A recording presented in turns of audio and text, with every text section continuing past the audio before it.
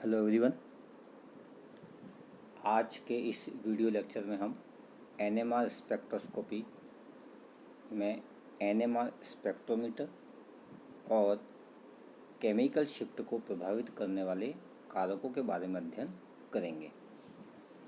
इसके पूर्व के वीडियो लेक्चर में हमने केमिकल शिफ्ट या रासायनिक क्षति क्या होता है इसके बारे में अध्ययन किया और एनएमआर स्पेक्ट्रोमीटर में संकेत को या सिग्नल को किस रूपों में मापा जाता है उसके बारे में अध्ययन किया। तो जिस प्रकार से यूवी और आईआर में आपने स्पेक्ट्रोमीटर पढ़ा, ठीक उसी प्रकार यहाँ पर भी एनएमआर स्पेक्ट्रोस्कोपी का अध्ययन करने के लिए जिस उपकरण का उपयोग किया जाता है उसे हम एनएमआर स्पेक्ट्रोमीटर कहते हैं। जैसा कि हमने पूर्व के वीडियो लेक्चर में हमने पढ़ा कि एनएमआर स्पेक्ट्रोमीटर है वह किसी भी परमाणु के नाभिक का गुण है और वह नाभिक जिसकी द्रव्यमान संख्या या परमाणु संख्या या दोनों विषम संख्या में होते हैं वह यौगिक एनएमआर स्पेक्ट्रोमीटर में अपना अवशोषण करके संकेत प्रदर्शित करते हैं। तो यहाँ पे हम एनएमआर स्पेक्ट्रोमीटर में केवल प्रोटॉन एनएमआर स्पेक्ट्रोमीटर के बारे में अध्ययन करेंगे, जिसके माध्यम से हम किसी भी अणु या यौगिक में हाइड्रोजन परमाणु की स्थिति, संख्या एवं उसके आसपास का केमिकल वातावरण या रासायनिक वातावरण के बारे में हमें जानकारी प्राप्त होती है। जैसा कि आप देख रहे हैं एनएमआर स्पेक्ट्रोस्कोपी या स्पेक्ट्रोमीटर में नाभिकीय संक्रमण को दो प्रकार से प्रेरित किया जा सकता है।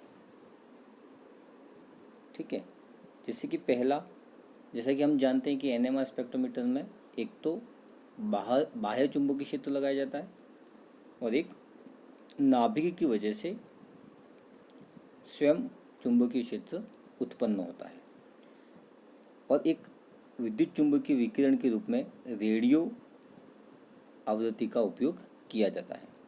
तो यहाँ पे एनएमआर स्पेक्ट्रोमीटर में नाभिकीय संक्रमण को दो प्रकार से प्रेरित किया जा सकता है, जिसमें पहला है आपका अनुप्रयुक्त चुंबकीय क्षेत्र की प्रबलता को स्थिर रखते हुए, मतलब बाह्य चुंबकीय क्षेत्र की तीव्रता को स्थिर रखते हुए विद्युत चुंबकीय विकिरणों की आवृत्ति को धीरे धीरे परिवर्तित किया जाता है। दूसरा तरीका क्या होता है कि विद्युत चुंबकीय विकिरण की आवृत्ति को स्थिर रखते हुए बाह्य चुंबकीय क्षेत्र या अनुप्रयुक्त चुंबकीय क्षेत्र की तीव्रता को लघुत परासों में बढ़ाया जाता है या बदला जाता है। ठीक है, बदला जाता है मतलब बढ़ा भी सकते हैं या घटा भी सकते हैं।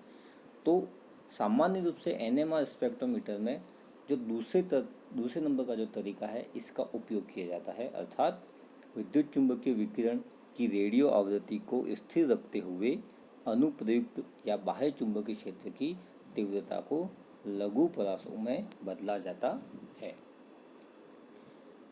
सामान्य रूप से सेकंड तरीका अपन उपयोग में लेते हैं। ठीक है, अब एनएमआर स्पेक्ट्रोमीटर में या एनएमआर स्पेक्ट्रोमापी में विलायक के रूप में ऐसे विलायक का उपयोग किया जाता है जिसमें प्रोटॉन अर्थात हाइड्रोजन परमाणु अनुपस्थित हो, मतलब हाइड्रोजन परमाणु होना नहीं चाहिए, क्योंकि हम यहाँ पे प्रोटॉन एनएमआर स्पेक्ट्रोस्कोपी पढ़ रहे हैं और प्रोटॉन एनएमआर स्पेक्ट्रोस्कोपी से हमको हाइड्रोजन परमाणु के बारे में जानकारी प्राप्त होती है। तो हमें ऐसे विलायक उपयोग में नहीं लेना है जिसमें हाइड्रोजन परमाणु उपस्थित होते हों। इस रूप में आप विलायक के रूप में आप ले सकते हैं CCl4 कार्बन टेट्राक्लोराइड या CdCl3। जैसे कि आपका क्लोरोफॉर्म होता है CHCl3, तो उसमें हाइड्रोजन परमाणु को ड्यूटेरियम परमाणु के द्वारा विस्थापित करके CdCl3 एक सॉल्वेंट उपयोग में आप ले सकते हैं, जिसका उपयोग विलायक के रूप में हम कर सकते हैं। नेक्स्ट एग्जांपल आपका हेक्सा ड्यूटेरो एसीटोन। अगर एसीटोन में 6 हाइड्रोजन परमाणु होते हैं तो उन 6 हाइड्रोजन परमाणुओं को ड्यूटेरियम के द्वारा विस्थापित करके विलायक बनाया जाता है, जिसका उपयोग हम एनएमआर स्पेक्ट्रोमीटर में विलायक के रूप में कर सकते हैं। प्रोटॉन एनएमआर स्पेक्ट्रोस्कोपी में आंतरिक संदर्भ यौगिक के रूप में हम TMS टेट्रामिथिल सीलेन का उपयोग करते हैं, और टेट्रामेथिलसिलेन क्या होता है वह हम पूर्व के वीडियो लेक्चर में हम अध्ययन कर चुके हैं। सैंपल ट्यूब के रूप में हम कांच की नलिका का उपयोग करते हैं, जिसमें जिस कंपाउंड या जिस यौगिक का एनएमआर स्पेक्ट्रोमीटर लेना होता है उसको विलायक में घोल के इसमें रख दिया जाता है और इसको बाह्य चुंबकीय क्षेत्र की उपस्थिति में रेडियो आवृत्ति के द्वारा एनएमआर स्पेक्ट्रोमीटर के सिग्नल प्राप्त किए जाते हैं। जैसा कि हमने पूर्व के वीडियो लेक्चर में हमने पढ़ा था परिरक्षण एवं विपरिरक्षण। तो एनएमआर में परिरक्षित प्रोटॉन का अवशोषण संकेत दाईं ओर अर्थात कम डेल्टा वैल्यू पर प्राप्त होता है। जैसा कि हम जानते हैं कि डेल्टा वैल्यू का मान 0 से 10 के बीच में होता है, तो जो प्रोटॉन अधिक परिरक्षित होता है अर्थात शील्डेड होता है वह हाइड्रोजन परमाणु कम डेल्टा वैल्यू पर मतलब 0 से 3 के बीच में अपना संकेत देता है, और जो प्रोटॉन विपरिरक्षित होता है अर्थात डीशील्डेड होता है वह प्रोटॉन अधिक डेल्टा वैल्यू पर अपना अवशोषण संकेत देता है। ठीक है, तो परिरक्षित कम डेल्टा वैल्यू पर प्राप्त होता है उसके सिग्नल, और विपरिरक्षित प्रोटॉन या हाइड्रोजन की जो सिग्नल है वो हमें अधिक डेल्टा वैल्यू पर प्राप्त होता है। ये जो मेन इंपॉर्टेंट बात है वो अपने को ध्यान में रखनी है कि शील्डेड प्रोटॉन कम डेल्टा वैल्यू पर प्राप्त होता है और डीशील्डेड यानी कि विपरिरक्षित हाइड्रोजन या प्रोटॉन हमें अधिक डेल्टा वैल्यू पर प्राप्त होता है। जैसा कि यहाँ पे हमने एक चित्र के माध्यम से समझाया हुआ है। यहाँ पे डेल्टा वैल्यू के मान लिखे हुए 0 से 10, और हम जानते हैं पहले से ही आंतरिक संदर्भ यौगिक सबसे ज़्यादा परिरक्षित होता है और इसका डेल्टा वैल्यू का मान 0 पे हमें यह संकेत देता है।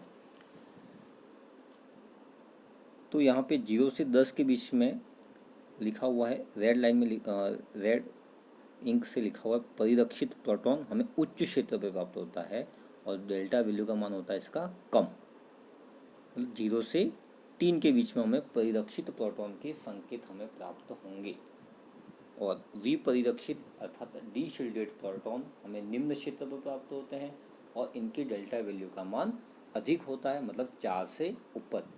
ठीक है, 4 से 10 के बीच में हमें विपरिरक्षित प्रोटॉन के सिग्नल प्राप्त होते हैं।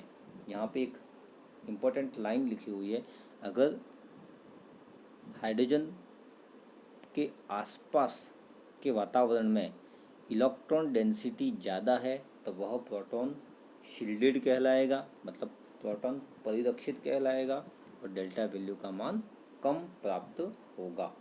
अगर इलेक्ट्रॉन हाइड्रोजन परमाणु या प्रोटॉन के चारों तरफ इलेक्ट्रॉन डेंसिटी का मान कम है तो प्रोटॉन डीशील्डेड यानी कि विपरिरक्षित कहलाया जाएगा और डेल्टा वैल्यू पर हमें सिग्नल प्राप्त होता है। अब इलेक्ट्रॉन ज़्यादा या कम होने की वजह से विपरिरक्षित और परिरक्षित किस प्रकार से हो रहा है इसका अध्ययन हम पूर्व के वीडियो लेक्चर में हम कर चुके हैं। तो यहाँ पे अपने को टैग लाइन एक शॉर्ट लाइन के रूप में याद रखना है कि इलेक्ट्रॉन डेंसिटी ज़्यादा प्रोटॉन के चारों तरफ तो प्रोटॉन होगा आपका शील्डेड अर्थात परिरक्षित और डेल्टा वैल्यू कम। इलेक्ट्रॉन डेंसिटी कम तो प्रोटॉन होगा डीशील्डेड और डेल्टा वैल्यू होगी अधिक। ठीक है, ये चीज़ अपने को याद रखनी है, जिसके माध्यम से हम कौन सा प्रोटॉन कैसा है उसकी प्रकृति के बारे में हमें जानकारी प्राप्त होती है।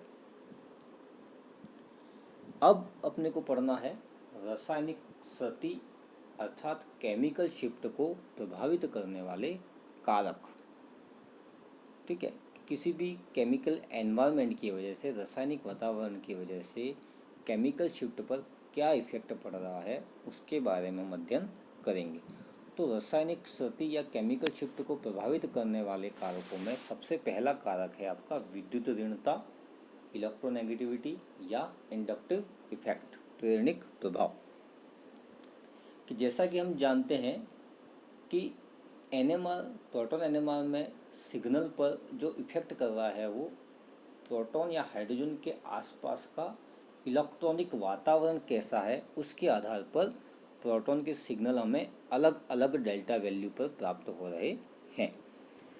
यदि प्रोटॉन के आसपास अधिक विद्युत ऋणी परमाणु उपस्थित है जिसकी इलेक्ट्रोनेगेटिविटी या विद्युत ऋणता ज़्यादा है, तो उसका -I इफेक्ट भी ज़्यादा होगा, जिसकी वजह से हाइड्रोजन परमाणु के आसपास इलेक्ट्रॉन डेंसिटी का मान कम हो जाता है, क्योंकि अधिक विद्युत ऋणी परमाणु बंध के इलेक्ट्रॉन अपनी ओर खींचता है, जिसकी वजह से हाइड्रोजन परमाणु, जिस कार्बन से हाइड्रोजन परमाणु जुड़ा हुआ है, उस हाइड्रोजन परमाणु के आसपास इलेक्ट्रॉन डेंसिटी या इलेक्ट्रॉन घनत्व का मान कम हो जाता है। और जैसा कि हम जानते हैं कि इलेक्ट्रॉन घनत्व का मान कम होता है तो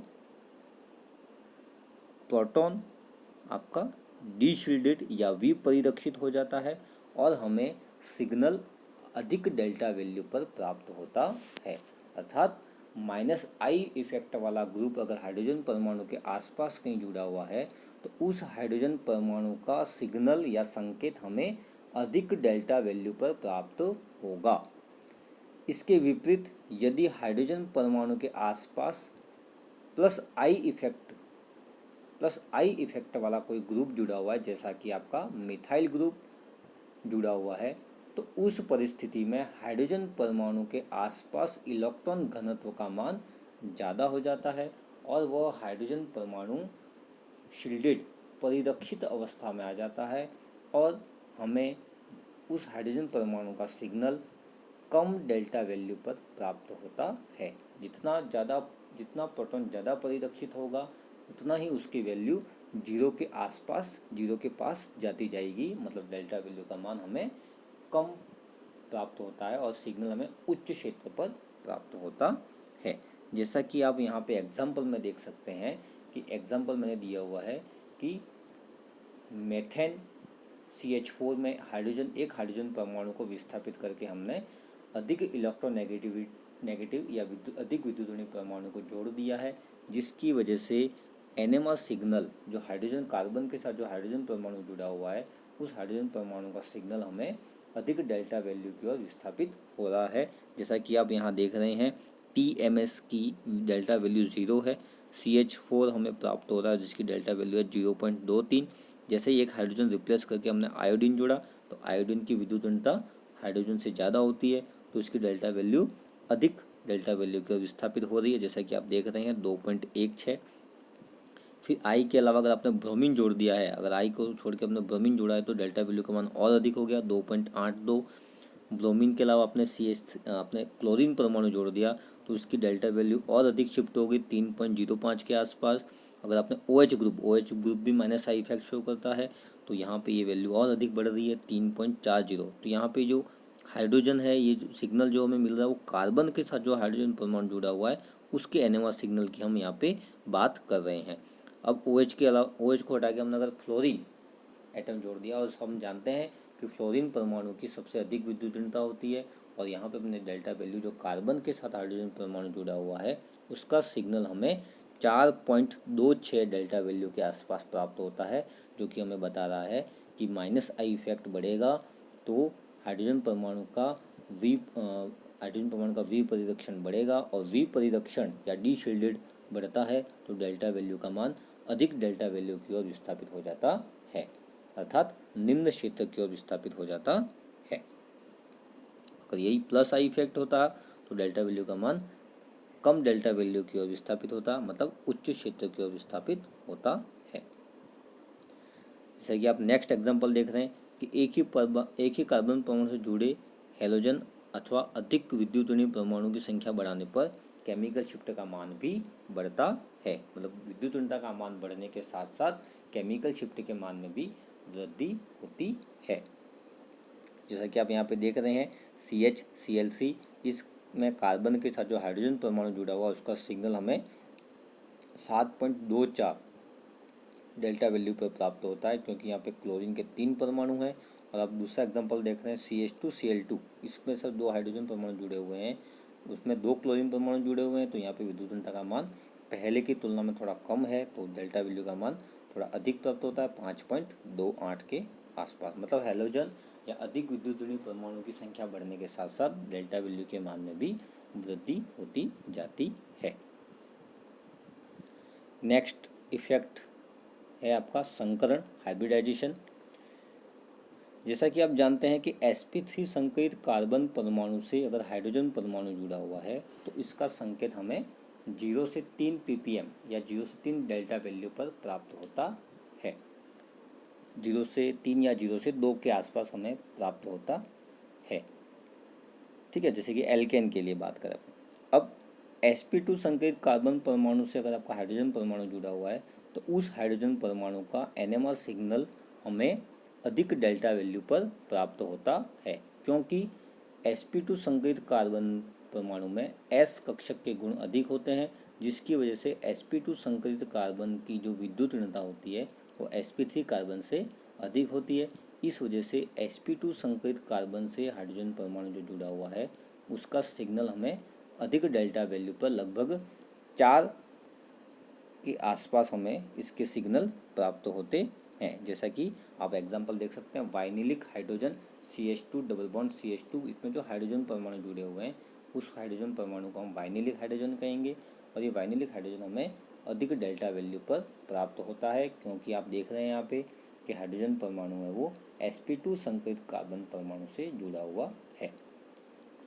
अब इस चीज़ को देखते हुए अगर अपन बात करें sp संकरित कार्बन परमाणु, अब sp संकरित कार्बन परमाणु की विद्युत ऋणता sp2 से भी अधिक होती है, तो इससे जुड़े हुए हाइड्रोजन परमाणु जिसको अपन बोलते हैं एसिटिलिनिक हाइड्रोजन परमाणु, तो एसिटिलिनिक हाइड्रोजन परमाणु का संकेत हमें और अधिक डेल्टा वैल्यू मतलब 4 से भी अधिक डेल्टा वैल्यू पर प्राप्त होना चाहिए, लेकिन ऐसा नहीं होता है। एसिटिलिनिक हाइड्रोजन परमाणु है उसका जो सिग्नल हमें प्राप्त होता है वह हमें प्राप्त होता है 2 से 3 के बीच में। इसके पीछे कारण है आपका विषम देशिकता, है ना। तो एसिटिलिनिक हाइड्रोजन परमाणु sp कार्बन से जुड़ा हुआ है और sp कार्बन की विद्युत ऋणता जो कि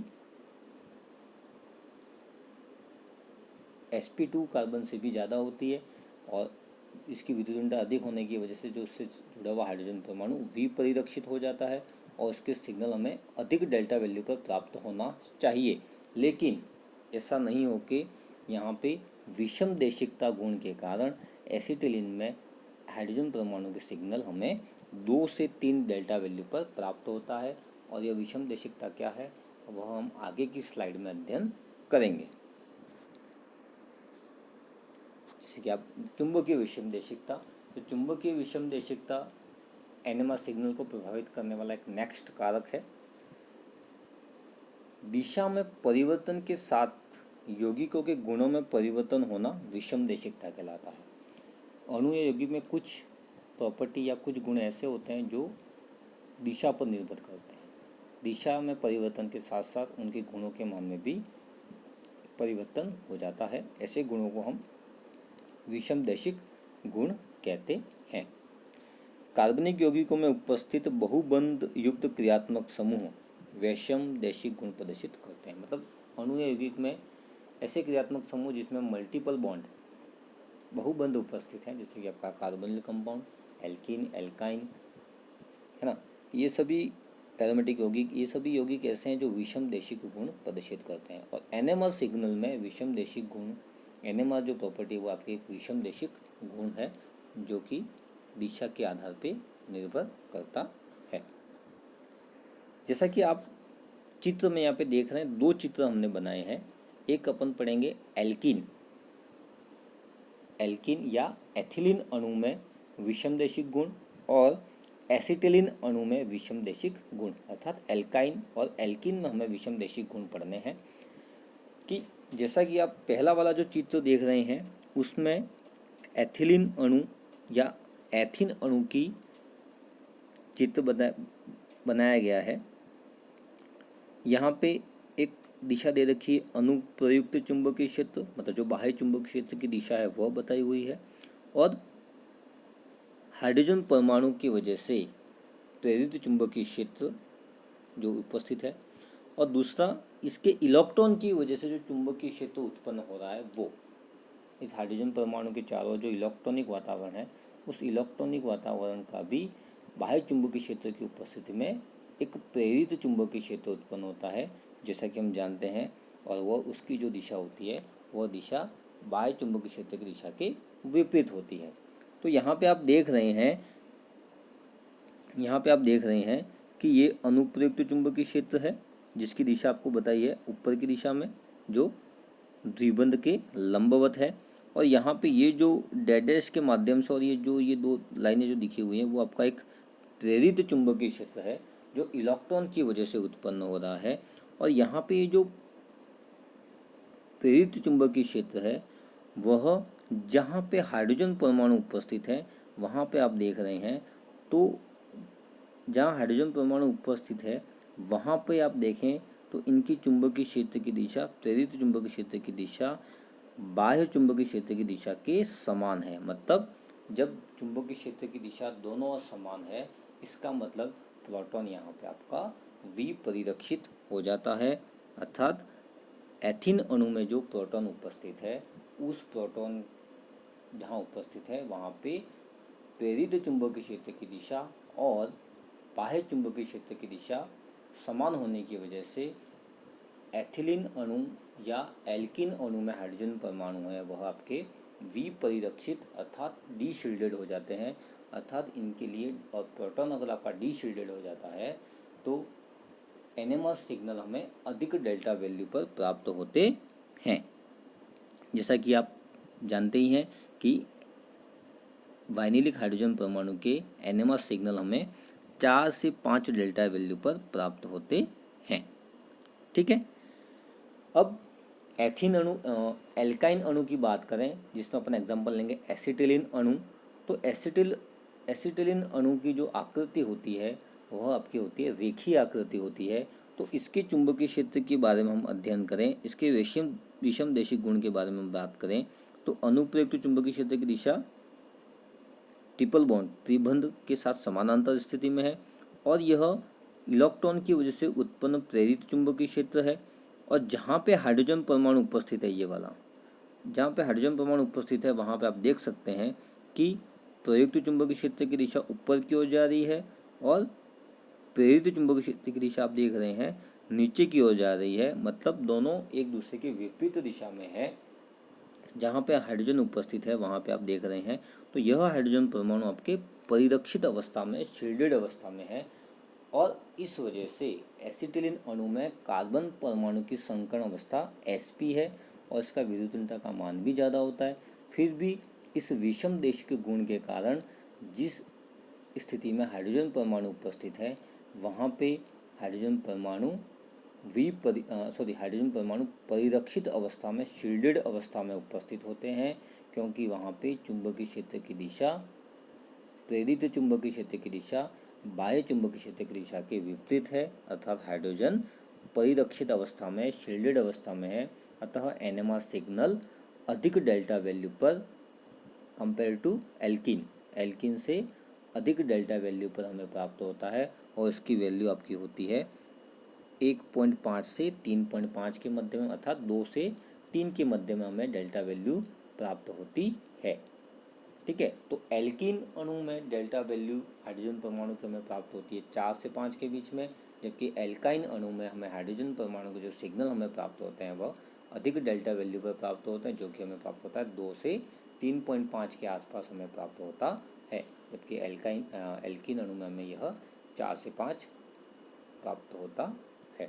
तो इस विषमदेशी के गुण के कारण यहाँ पे एल्काइन में हाइड्रोजन परमाणु के सिग्नल हमें अधिक डेल्टा वैल्यू पर प्राप्त होते हैं, क्योंकि हाइड्रोजन परमाणु एल्काइन अणु में परिरक्षित अवस्था में होते हैं, जबकि एल्कीन अणु में हाइड्रोजन परमाणु विपरिरक्षित अवस्था में उपस्थित होते हैं। अब इस विषमदेशी गुण का एरोमेटिक कंपाउंड पे, एल्डिहाइड यौगिकों पे, कार्बोनिल यौगिकों पे भी इफेक्ट पड़ता है, जिसका हम अध्ययन इसके सेकंड पार्ट में हम अध्ययन करेंगे। थैंक्स। आज हमने इस वीडियो लेक्चर में प्रभावित करने वाले कारकों में हमने पढ़ा विद्युतीयता, संकरण और चुंबकीय विषमदेशिकता, जिसमें चुंबकीय विषमदेशिकता में हमने एल्कीन और एल्काइन के बारे में अध्ययन किया कि एल्काइन में जो हाइड्रोजन परमाणु होते हैं वो आपके परिरक्षित अवस्था में होते हैं, जबकि एल्कीन में उपस्थित हाइड्रोजन परमाणु विपरिलक्षित होते हैं। इस वजह से एल्काइन के जो सिग्नल है वो हमें अधिक डेल्टा वैल्यू पर प्राप्त होते हैं, और एल्कीन में हाइड्रोजन परमाणु के सिग्नल हमें एल्काइन में जो हाइड्रोजन परमाणु उसके सिग्नल हमें कम डेल्टा वैल्यू पर प्राप्त होते हैं, और एल्कीन में जो हाइड्रोजन परमाणु है वो हमें अधिक डेल्टा वैल्यू पर प्राप्त होते हैं, क्योंकि एल्कीन के जो हाइड्रोजन परमाणु है वो विपरिलक्षित होते हैं, जबकि एल्काइन के जो हाइड्रोजन परमाणु होते हैं वह परिलक्षित अवस्था में उपस्थित होते हैं। थैंक्स।